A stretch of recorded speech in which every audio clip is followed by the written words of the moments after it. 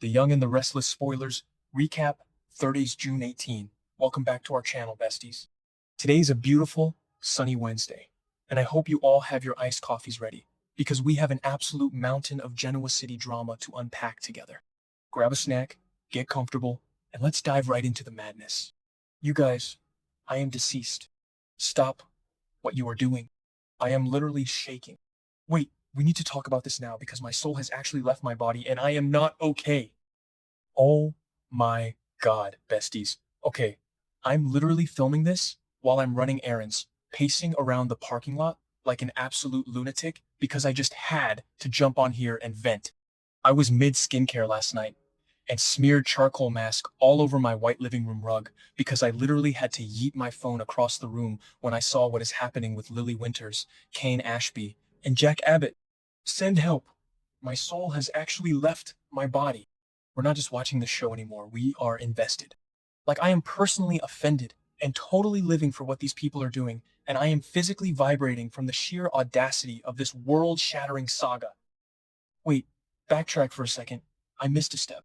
Let's talk about Nikki Newman and Lily Winters. Because, genuinely, straight up, I cannot even handle the absolute cinematic mayhem of this confrontation. Nikki Newman, who, let's just remind ourselves, is currently suffering from these massive, debilitating, terrifying headaches that she keeps blaming on her MS, somehow finds the sheer, unadulterated energy to march her fabulous self over to Lily and start throwing hands over Chancellor Industries. Honestly, the absolute nerve. Nikki's basically storming in there to confront Lily about giving the CEO position to Kane Ashby. Yes, Kane Ashby. The man who has lied about his identity more times than I, have changed my hair color. Oh, hold on. I should have mentioned this earlier, but did you see the aesthetic of Lily's office during that scene? The lighting was giving this weird, moody 2014 Tumblr grunge vibe. And there was this one lamp in the background that was buzzing or something, and I was totally distracted by it. Like, who approved that lamp? Anyway, wait, I'm glitching. Okay, back to the main event. So Nikki is going off on Lily, questioning her choices, questioning her deal with Victor Newman, and basically asking Lily if she has completely lost her mind by handing the keys to the Chancellor Kingdom over to her ex-husband. And Lily? Oh, Lily is standing her ground, which is honestly so unhinged because, bestie, be for real right now, Kane literally blackmailed you. Did I say that yet? Ugh, my brain is mush. Moving on. Kane literally used his bone marrow, which was the only match to save Malcolm Winter's life, as a bargaining chip to extort his way into the CEO chair. Extortion for life-saving organs. That is straight up villain behavior. And yet, Lily is defending this choice to Nikki like Kane is some misunderstood saint. They are officially on my do not perceive list. I am so done.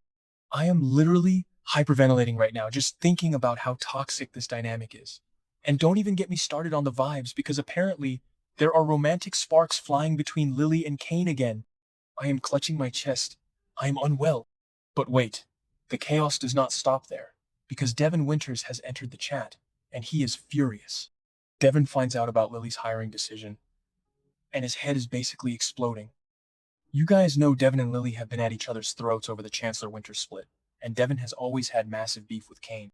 So when Devin realizes that Lily is not only keeping Chancellor separate but handing it to Kane, oh, the family feud is about to go nuclear. Devin marches over and fires a massive warning shot at Kane. Devin is basically morphing into this control freak billionaire villain, and I am totally living for it but also terrified. He is laying down the law, telling Kane to watch his back. But here's the absolute wildest part. Kane doesn't even seem to have malicious intentions toward Chancellor or Lily right now. He just wants power and, apparently, Lily's heart? Like, who is the real bad guy here? Is Kane still a manipulative grifter? Or is Devon's ego just completely out of control, manifesting a total dumpster fire by the next update? Because these Winters Ashby family dinners are going to be a straight-up war zone. I am screaming into my pillow. Okay, take a deep breath with me, because we need to pivot to the absolute, unadulterated psychological horror movie that is Jack Abbott, Patty Williams, and Diane Jenkins Abbott. Bestie, I am genuinely unwell over this. Jack Abbott is desperate. Diane has been missing for weeks, her car abandoned, and Jack has been running around Genoa City like a headless chicken. And who shows up at his door? Patty freaking Williams. Patty, who has a history of poisoning children, stealing faces with plastic surgery, and being obsessively, dangerously in love with Jack. Patty shows Jack a photo of Diane, locked in a white, padded cell, looking completely disoriented and broken. And what is Patty's demand? She wants Jack to sleep with her. She wants to recreate the magic they had on that yacht years ago. I am literally gagging. I am sick to my stomach. The sheer manipulation.